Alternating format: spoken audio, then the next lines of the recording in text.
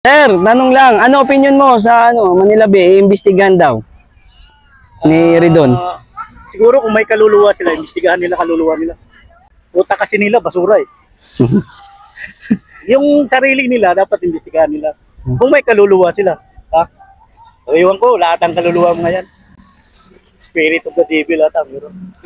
Thank you. Sa ako, nakikita ko dito, noon-noon, pag naglalakad ka ng Ross Boulevard na yan, puta ng baho. Puro basura to dito, tae, lahat ng... Hindi mo kayang maglakad. Pero ngayon, na maganda na, maingay sila. Baka, kailangan lang nila ng budget ulit. Ang opinion ko ay napakaganda ng project ng ating Pangulong Duterte. Actually, galing akong Palawan. So, pumunta lang ako dito para ma-witness itong napakagandang proyektong ito. Kasi, parang nakakasad naman na iimbestigahan ito, di ba? Na nababalita. Kaya tiningnan ko ay napakaganda. Salamat sa Pangulong Duterte na bago siya bumaba sa kanyang pwesto, na ipagawa niya itong area na to. Maraming natutuwa, nagagalak, namamasyal araw-araw. Salamat ng marami. Salamat ng marami, Pangulong Duterte. Ma'am, may nagsasabi po na lalo-lalo na po may isang senador po na nagsasabi na hindi niya daw nakikita kung ano ang pakinabang ng Manila Bay. Ang masasabi ko lang, siguro may takip yung mata niya at hindi niya nakikita ito. Palagay ko, magpaano muna siya, patingin sa mga nagsasalamin, baka lumabo na yung mata. Kasi kahit kami nasa probinsya, kitang-kita namin yung ang kagandahan nito. Lalo na sila na nandito sila sa Metro Manila, imposibleng hindi nila makita. Yan lang po ang masasabi ko. Ma'am, isa na lang po. Talking po about doon sa trillion po ang nawawalang pera ng gobyerno sa mga ghost project ng flood control. Pero bakit po, ano po sa palagay ninyo, bakit ang Manila Bay po ang gusto nilang imbestigahan? Ang masasabi ko lang, malamang panakip lang to. Yan lang po. Thank you. Maraming salamat po, ma'am. Thank you. Thank you po, ma'am. Kunin ko na lang ang mic, ma'am. Thank Okay, you po. oh. Ma'am, salamat po, ah. Okay. Ayan. Mensahe mo na lang pala kay BP Sara, ma'am. Sure po, mapapanood niya po ito. Day, padayon lang, day. Di alang mi. Suporta. Padayon lang. Padayon lang. Dagang salamat po. Thank you. Magandang araw mga boss. Narito tayo ngayon sa Manila Bay. Gaya ng sinabi ko dahil nga syempre until now ay mainit pa rin ito mga boss sa mata po ng mga kritiko. Lalo-lalo na yung mga anti-Duterte po mga boss. Alam niyo dati, hindi po ito nangyayari yung mga ganito mga boss eh. Tingnan niyo ngayon, napakarami po ng mga nagda-dragon boat dahil nga syempre talagang malinis, no? Alam niyo dati mga boss, way back 2015, 16, 17 hanggang 18, talagang dagat ho ito ng basura mga boss. Tingnan niyo naman, no? 'Di ba? So ito yung sinasabi ba ni Loren na ano daw ba yung pakinabang ng Manila Bay? Kasi may question mark doon eh. Ano daw ba ang pakinabang since daw na ginawa yung Manila Bay? Hindi niya daw nakikita kung anong pakinabang nito. Ito mga boss, ganito po ang pakinabang ng Manila Bay. Kaya isipin niyo mga boss sa napakatagal po na panahon, ilang dekada po na talagang hindi binigyang pansin ang Manila Bay. Dekada po na talagang naging burak, naging dagat ho ng basura. Ngayon mga boss, ganito yung makikita natin. Tingnan niyo mga boss. Ayan. Napapakinabangan po ng ating mga kababayan. Kaya yung mga boss, ayan nagda-dragon boat sila. Dito mga boss, malinis din. Ayan, tingnan niyo po. Kaya hindi ko maintindihan talaga kung bakit sa napakarami ng problema ng bansa natin. Actually, trillion ang nawawala mga boss sa flood control project na yan. Ghost project. Pero hindi ko din maintindihan kung bakit itong si Ridon ang gusto niyang imbestigahan yung Manila Bay. Batid naman natin mga boss, way back 2019, nung sinimula ng Manila Bay Rehabilitation, ay mayroon po itong budget na halos 300 plus million. Isipin nyo mga boss yung 300 plus million napapakinabangan ng sambayan ng Pilipino. Bukod sa naging malinis ang Manila Bay, wala na pong amoy, sariwa yung amoy dito mga boss. Kapag pumunta kayo dito, talagang makakatagal po kayo. Pero hindi ko maintindihan kay Ridon kung bakit ito yung gusto niyang imbestigahan. 'Di ba? Samantalang trillion po ang nawawala na pera ng taong bayan. Ridon, huwag ka masyadong magpahalata. 'Di ba? Tingnan niyo mga boss Ang ganda. 'Di ba? Isipin niyo mga boss, sa napakarami po naging pangulo ng Pilipinas, bukod tangi lang ang Bisaya. Bisaya, si dating Pangulong Duterte na nakaisip, sumunod sa utos po ng Mandamus Order of the Supreme Court. Ngayon mga boss, napapakinabangan natin, kaya anuman ang gagawing investigasyon ng House, nako mga boss, diversionary tactics lang ang ginagawa nila mga boss. Maraming salamat and iikot ko kayo hanggang doon sa dulo mga boss. Papakita ko sa inyo kung ano nga ba ang inyong makikita kasi marahil sa ilang taon na po na wala na si Tatay Digong sa kanyang posisyon bilang Pangulo, marami po sa inyo ang hindi na po nakakakita kung ano nga ba ang sitwasyon po dito sa Manila Bay. Mga boss, ito ipapakita ko sa inyo kung ano yung pakinabang ng Manila Bay at kung bakit nga ba gusto nilang imbestigahan mga boss. Okay? Etong mga nagsasabi na wala di umanong pakinabang ang Manila Bay mga boss. Ano yan kumbaga ang utak ng mga yan, inapakan po nila mga boss. Tingnan mo sa napakalaki ng pera na nawawala, bakit ito yung gusto nilang imbestigahan? Ayaw kasi nila mga boss makita na ganyan. Ayaw nilang makita na nag-i-enjoy yung mga kababayan natin dahil nga syempre maganda, malinis ang Manila Bay. Hindi mo na kailangan mga boss pumunta ng Palawan, pumunta ng Boracay. Dito pa lang mga boss, talagang matindi na mga boss. Tawid tayo mga boss doon sa dulo. Dami nila mga boss.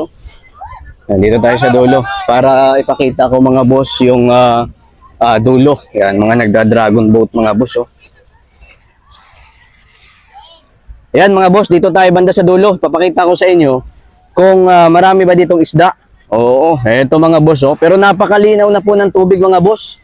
Hindi, yun nga lang, sabi ko nga, kung siguro si Inday ang naging Pangulo, baka di hamak na mas magiging maganda ito mga boss. Yan yung mga boss, ang dami Ang dami ng mga kababayan natin nag-i-enjoy di ba? Di ko alam kung mga taga saan ito, pero gayon pa man, talagang nag-i-enjoy po sila dito. Dati mga boss, walang ganyan.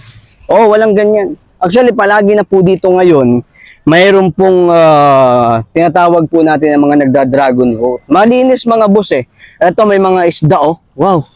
Kaso nga lang, syempre, ngayon, hindi na, may mga konti mga basura Panahon ni Digong talagang umaga hapon talaga mga boss, talagang grabe ang paglilinis sa Manila Bay. Ito nga mga boss, meron dito mga isda ayan. Dito tayo banda sa dulo kasi medyo magalaw ang tubig ngayon Itong mga kasi na to, mga anti-Duterte, kahit alam naman talaga nila na maganda talaga mga boss ang nadudulot nitong Manila Bay. Pero kahit na alam ho nila yan mga boss, pilit nila yung iimbestigahan, babaliin, Para nang sa gayon, takpan yung mga balita, andyan yung mga bayad media, Sa totoo lang mga boss, tingnan nyo nagkaroon ng baha, Nagkaroon ng baha sa Cebu. Pero yung headline ng mga media, hindi naman lahat mga boss Pero marami talaga sa kanila, ang headlines po mga boss, yung Davao. Diba? Kaya alam mo sa totoo lang, buti na lang talaga nagkaroon po ng mga vlogger, nagkaroon po ng social media. Dahil kung wala mga boss, ako sa totoo lang, kawawa talaga ang mga Duterte. Sa totoo lang mga boss, kawawa talaga sila. Kasi mga boss, wala kang aasahan halos lahat talaga. Hindi naman lahat, pero halos lahat sa media mga boss Di ba? Pare-parehas yan sila mga boss. Dito tayo ngayon sa bandang dulo. Papakita ko sa inyo. Pero gayon pa man, tuloy-tuloy naman pala mga boss ang paglilinis dito. Ayan, meron po ditong mga tupad. Dito na pala yung mga tupad. Ayan. Diba? Ang ganda. Ang linis ng ang linis ng tubig. Muna tayo banda sa dulo mga boss. Papakita ko sa inyo sa dulo. Nung nakaraang araw, ang dami ditong mga isda. Kaso nga lang, syempre, ngayon kasi medyo magalaw ang tubig. Wala kasi masyado mga boss, hindi talaga gumigilid yung mga isda masyado. Lalo-lalo na kapag ganito magalaw yung tubig. Ayan. At saka low tide ngayon mga boss Ganda Ayaw nyo ba yan? Ayaw nyo ba ng magandang Manila Bay? Kaya kung si Inday ang naging Pangulo, hindi lang ganito makikita natin. Sa totoo lang. Baka, na ito? Sobrang malinis na talaga ito mga boss. Kasi, Yung mga basura nga dito, yung iba dito mga boss, nanggagaling sa iba't ibang lugar. Oo, lalo-lalo na yung Pasig. Kadalasan, dyan talaga. Maynila. Kapag ka hindi mga boss na, kaya asikaso doon, talagang dito ang punta ng mga basura. Kaya nga si Digong noon, talagang inano ka agad yung, yung Pasig River. Binigyang pansin talaga ni Digong mga boss. Ito talagang ganda dito din Low tide nga lang. Tingnan natin mga boss kung may mga isda dito Tingnan natin. Aso low tide Kapag ka high tide kasi mga boss, marami isda dito Low tide Kita yung bato mga boss Ayan. Kita yung bato dito. Ayan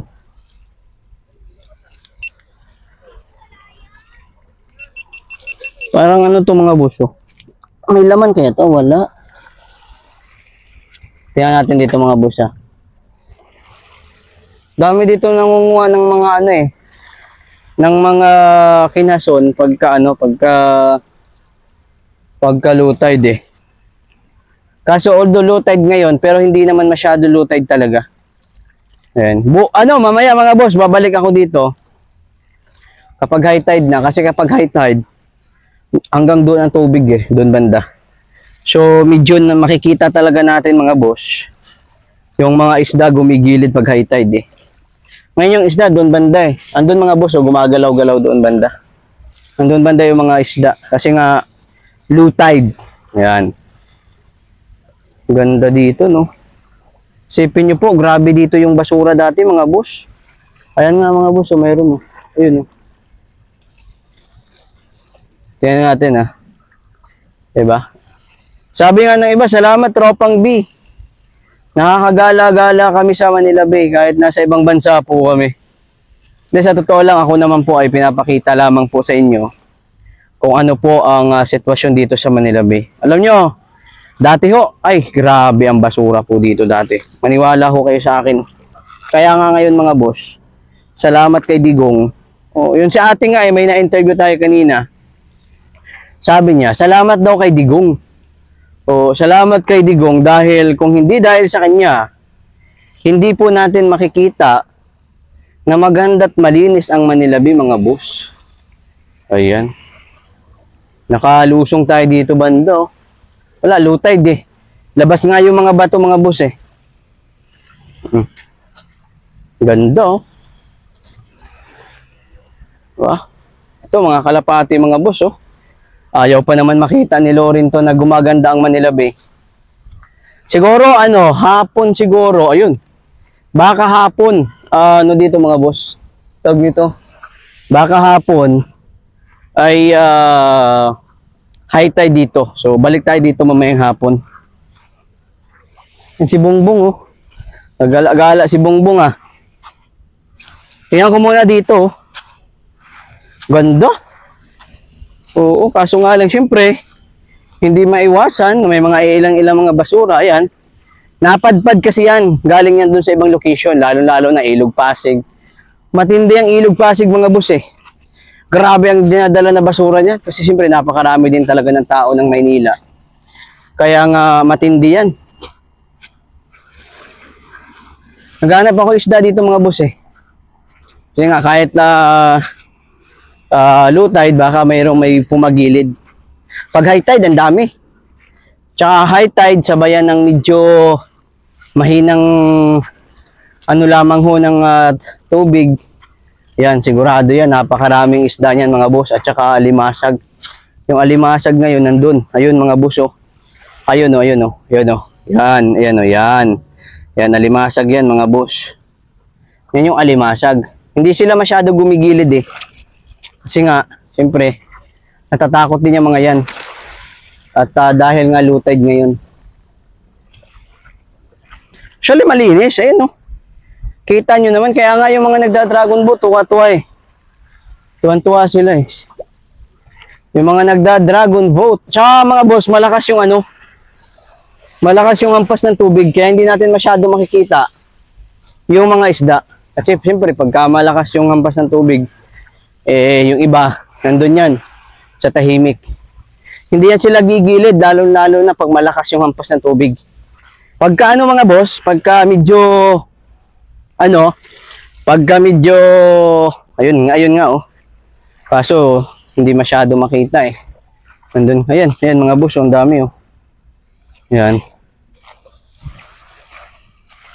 Ayaw lang gumilid kasi nga magalaw yung magalaw yung gilid mga boss eh.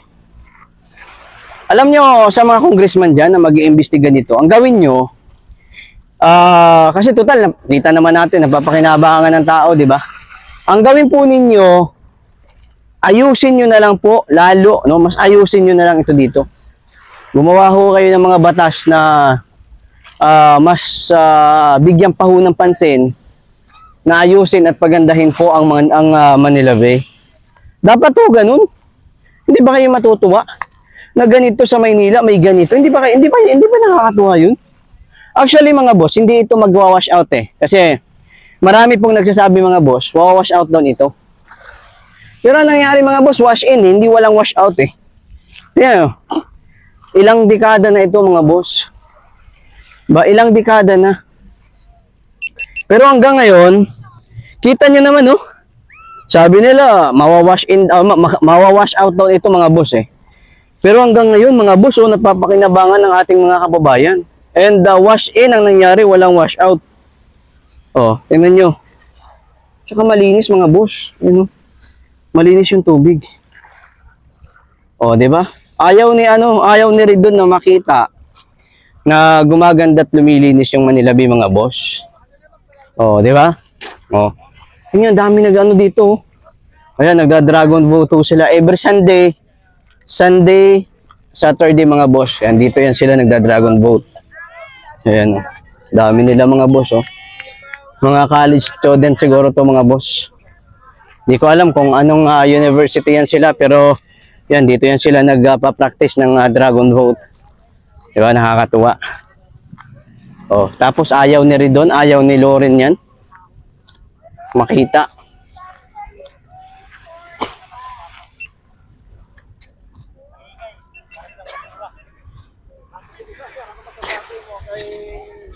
Ridon, Lalo pa yan. puro pakyut. Lalo pa yan. Ay, Unahin niya muna yung nila. Yung lugar niya. makura nila. Oh, bakuran nila. Sir, tanong lang, ano opinion mo sa Manila Bay, iimbestigahan daw ni Ridon? Siguro kung may kaluluwa sila, imbestigahan nila kaluluwa nila. Pero sir, ano mo, nakikita mo kasi dati basurahan eh. Ngayon, opinion mo? Utak kasi nila, basura eh. Yung sarili nila, dapat imbestigahan nila. Kung may kaluluwa sila. Ha? So, iwan ko, lahat ng kaluluwa mo ngayon. Spirit of the devil ata. Thank you sir, thank you. Thank you, sir. Kasi ako, nakikita ko dito, noon, pag naglalakad ka ng Ross Boulevard na yan, puta ng baho. Puro basura to dito, tae, lahat ng... Hindi mo kayang Hindi. maglakad. Pero ngayon, na maganda na, maingay sila. Baka, kailangan lang nila ng budget ulit. Thank you. Thank you. Thank you, thank you. Thank you. Pitch kayo. Tropang Bisaya at saka Kalye TV 25. Okay. Tropang Bisaya sa YouTube. Mainit ngayon ang Manila Bay sir, pinag-iinitan. Hindi naman Manila, pinag-initan nila Duterte. Ano po? Ang pinag-initan nila, ang mga Duterte. Hindi ang Manila Bay. Hindi ang Manila Bay. Dinadamay Parang lang. scapegoat lang to, para sabihin na na tawag nito na mga ginagawa ng mga Duterte hindi maganda. Puro corruption daw. Nasa kanila naman yung corruption. Sila yung corruption. Pati yung utak nila nakukurap na dahil gusto nila matakpan ng pera. Iwan ko kung napakagahaman. Hindi kaya, sir, gusto nila mapagtakpan yung ghost project investigation. Totoo yan. Tingnan mo Ililihis naman yan. nila. Investigasyon nila. Oh. Paikot-ikot yung mga witness, yun pang nagiging may kasalanan. Thank you. Thank you. sir, sa opinion niyo po. Salamat. Salamat din. Salamat. Nalabas ko rin. Thank you sir, thank you. Salamat na ilabas ko rin, di ba? Dami ng galit ng mga kababayan eh. Sa mga taga-UP. Taga-UP yan sir. Taga-UP na hindi sila galit kasi dito sa Dolomite, kung galit ka dito, Ang dami nila, sir, no? Ayan, no, mga kababayan, no, mga taga UP to, sir. Oo. Sabagay, hindi naman lahat ng mga taga UP is anti-Manila Bay, sir, di ba? Yung iba, ano naman, gusto din nila ito. Kasi marami mga antay talaga dito sa Manila Bay. Pero ngayon, no, antay ka pa ba dyan? Pagtragis na yun, asa ng utak mo? Pinaganda yung Manila Bay. Tapos ayaw mo? Tingnan mo.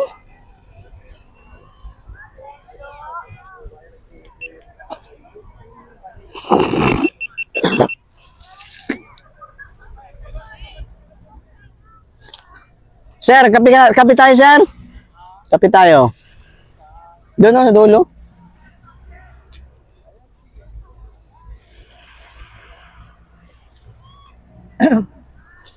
Ayan po mga kababayan natin. Maraming Mga boss, sabi nila, mawawash out daw yung Manila Bay.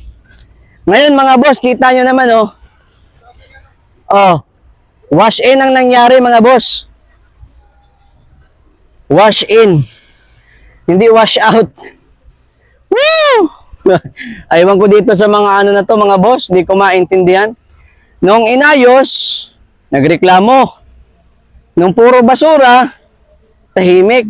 Ay, aywan ko mga boss, bakit ganun? Pero mga boss, para sa akin, napakaganda ng Manila Bay. Ah. Ayan mga boss, oh, kita mo naman, oh. Doon nga mga boss sa dulo, may mga ano doon, oh, ayun, oh. May mga taga-UP daw yan, nagda-dragon boat. Yan yung pakinabang mga boss. Yan yung napakalaking pakinabang ng Manila Bay. Oh, ngayon nyo sabihin na walang pakinabang ang Manila Bay. Aber? Oh. Yan, oh.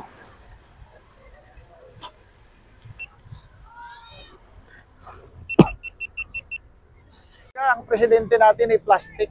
Parang wala siyang wala siyang alam kung paano patakbuhin ang bansa natin, no. Parang hindi niya alam Hindi kung ba, paano. sabi nga ni BP Sara, ang Marcos administration walang direksyon. Pagiwang-giwang na ganyan, no. Walang plano. Isayang yung kanyang mga political advisor, lalo na yung kanyang executive secretary niya na si Bersamin ay ang naging Supreme Court Justice yan sa panahon ni Duterte. Sir, sabi din ulit ng mga Marcos vlogger, Ano? umuunlad daw ang ekonomiya ng Pilipinas. Otot nila, umuunlad ekonomiya. Bakit maging 59 pesos ang palitan ng dollar? Bagsak na nga turismo eh. Turismo, bagsak din. Oh, Wala na nga direct. lumabas sa world market, 1.7 bagsak ang stock market. The worst. Pilit nilang nire-recover ng PR government nila, public relation nila, na wala daw, hindi totoo. Hindi totoo na nabumagsak ng 59 pesos ang dollar. The worst. The worst economy. Economy. Nasa New York Times yung Oo.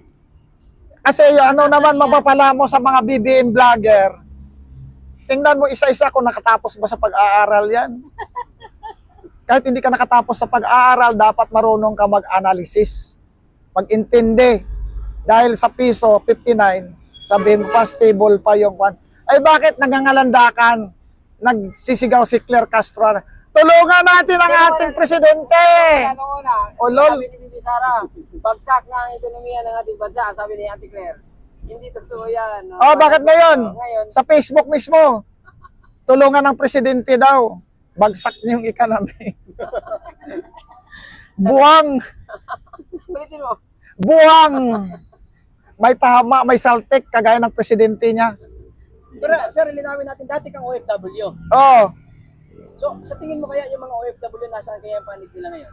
nakay Duterte pa rin. Sa totoo lang, tingnan nyo yung mga comment ng mga OFW. Kasi noon, sabi nila daw, nung hindi pa ako nagkali-survey bilang vlogger, tulog daw yung mga DDS. Eh bakit nung nagsigawan na yung mga DDS kali-survey nag-trending, bakit ko daw ginising? At saka Eh yung, mga kabangagan nila. at saka yung Trillia Manila nung nakaraan sa Araneta, binuha si presidente yan. Wala. Wala nang naniniwala, bihira doon sa mga bangag na mga vlogger. Bangag na vlogger na kahit alam naman nila ang katotohanan, sasagutin ka na lang ngayon, pera-pera lang sa kanila daw. Oo nga, eh, no? Oh, nakakahiya. Kung saan mabuhay ang pamilya. Wala silang integridad. Wala silang sense of yung Patriotism. patriotism. Wala silang pagmamahal sa sarili nilang bayan. Yan ang totoo. Totoo talaga yan. Yan nga, sabi nga ni Kwan, pag narinig ko nga yung mga sinasabi ni PRRD sa mga public speaking niya sa abroad na tungkol sa Pilipinas, napapaluha ako. Kasi yun ang tamang presidente na pinagtatanggol nila yung taong bayan, lalo na yung mga OFW. Saan ka makakita dati na panahon ni Gloria pa ako naging OFW hanggang panahon ni Pinoy? Walang bumabati sa Pilipino. Maglakad ka man sa downtown kung saan ka naman ng bansa. Pero once nung tubong tong si Duterte, sabi ng mga foreigner, "Oh, you are Filipino." "Yes, I am proud Filipino." "What's going on, your president?" "Well, my president is doing good for the welfare of Filipino." Sabi ng Amerikano, fantastic. Kasi talagang naniniwala sila sa kakayanan ni Duterte. At ito pa, naniwala talaga ako dahil yung nag-conduct ng world leader sa Sorbino, 91.99% ang pabor sila kay Duterte, ang mga sa buong mundo, no. Tinalo niya pa si Xi Jinping, tinalo niya si Trump, tinalo niya si Putin. Yun. Si Bongbong. Si Bongbong, naniwala nga siya, na bilib sa kay Duterte. Ngayon, anong ginagawa niya? Oh. May mga video yan ngayon. Anong sa Asian Summit, si Digong nasa likod nila si Jinping, nasa likod ni Trump, nasa likod ni Putin. Ngayon, sa kabilang dulo. Oh. Sa tingin mo, Ito pa. Sino bang leader ng Pilipinas presidente pumunta si Trump mismo? correct. Wala pang presidente ng Pilipinas doon dumalaw si Trump na pinakanta si Duterte. Ganon si Jinping. Dumalaw sa Malacanang mismo. Bakit? Sabihin ng mga kababayan natin, mga ugag, China daw. Pero makaniwala ka, saan nila nagsashopping ngayon? Hindi ba sa SM Mall? Sa SM Mall Obisya, sa Robinson? Ayan ay mga Filipino-Chinese yan. Huwag kayo mag-shopping dyan dahil kayo ay ayaw sa China. Mga kababayan natin. Tingnan nyo, ultimo, yung mga panty bra nyo, chinilas, at mga eyebrow nyo, saan nyo ginagawa yan? Sa China.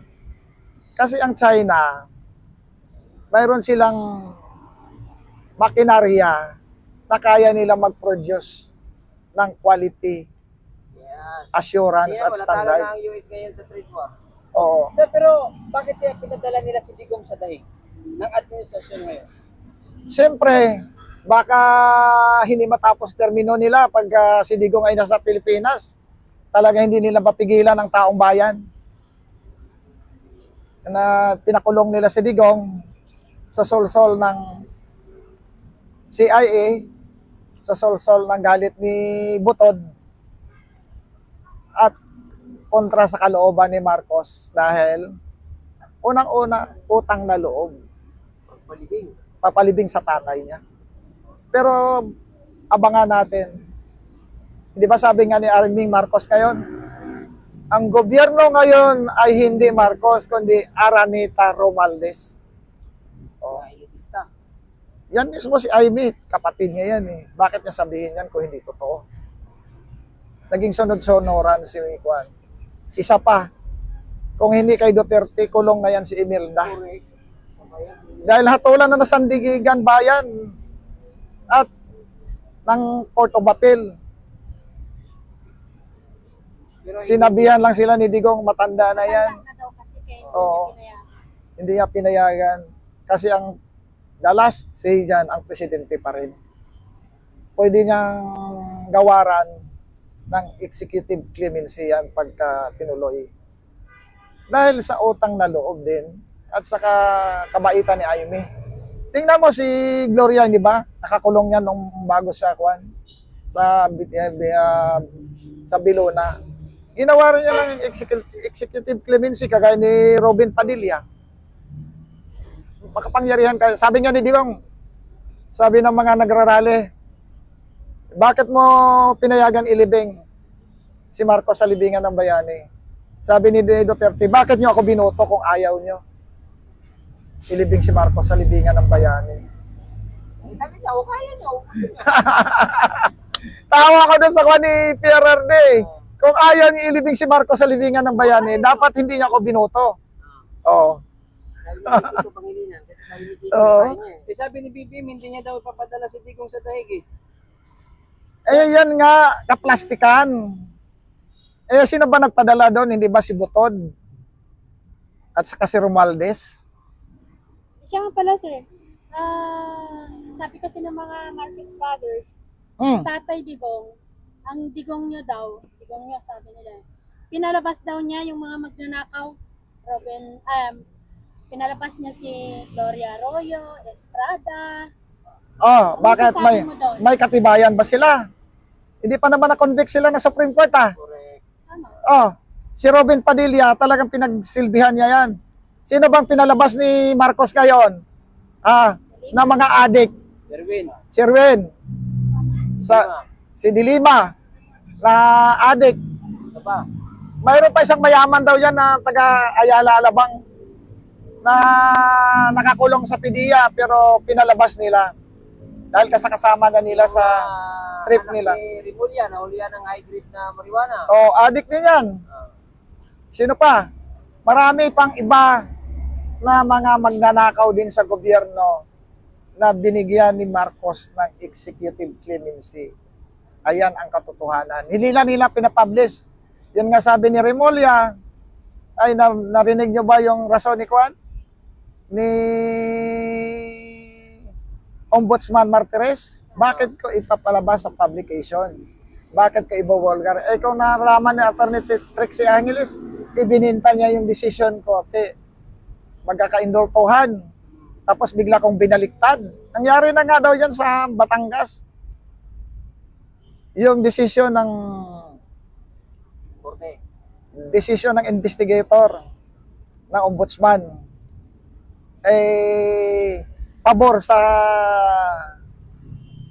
akusado ay binaliktad ni Ombudsman Martires. Nagbayad na siya ng 20 million doon sa investigator. Nag-refund ngayon ang investigator. Pinabayad ng 25 million. Oh, ano nangyari? Kasi isang decision ay wala dapat nakakaalam yan. Kung hindi lang mga judges lang doon. Kasi sa maaga, ibibenta ng mga malalapit sa kanya doon ng milyon-milyon.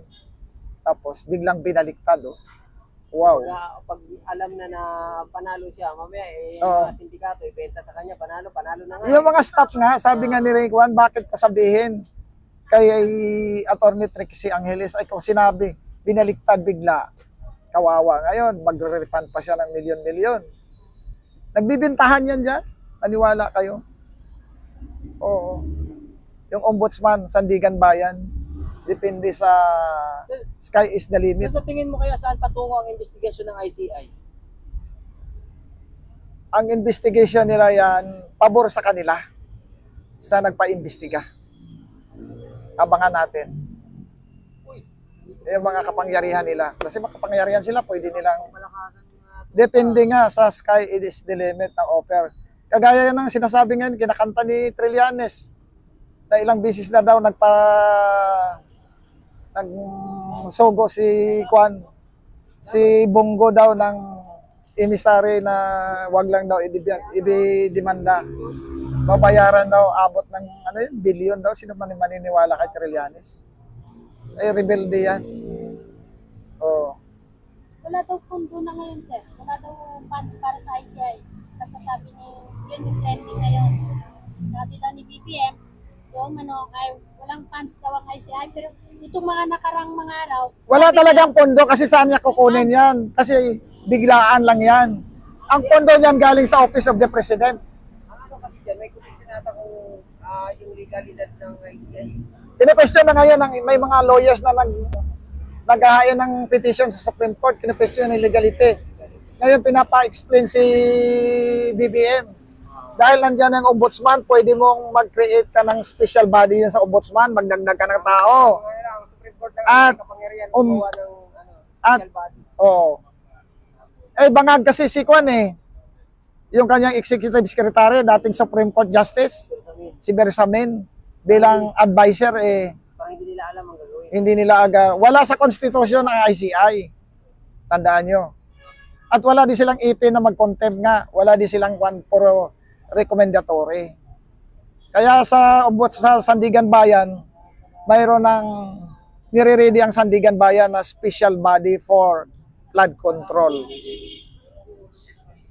Kasi doon babagsak talaga yan, babagsak. Yung ombudsman na yan, wala naman silang kapangyarihan according to former Senator Franklin Drilon under our Constitution. Puro lang sila, wala silang power for prosecutory. Wala silang jurisdiction sa congressman at sa Senado. Sila puro recommendatory lamang yan. Ayan, ayon sa 1987 Constitution. Ayan, tama na yan. Sir, may isa lang yung tanong ako doon. Ano? Di ba ang libingan ng mga bayani is para sa mga bayani? Oo. Di ba inilibing doon si Nora Honor? Oo.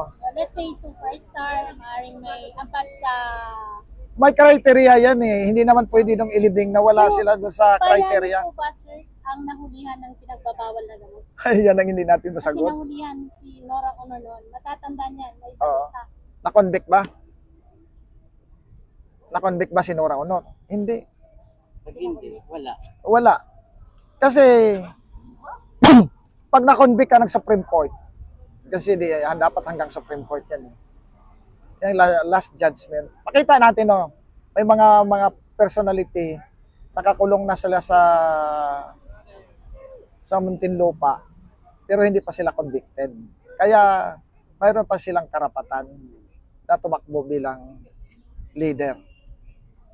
Bakit Ayun. di pa sila palaya eh? Ongoing yung convicted ka na ng Court of Appeal. Pero wala pang judgment sa Supreme Court. Kasi ang Supreme Court ay the last arbiter. Sila pwedeng magsabi na ikulong ka na yan forever ka na. At wala ka ng karapatan bilang Pilipino dahil convicted ka na. Honest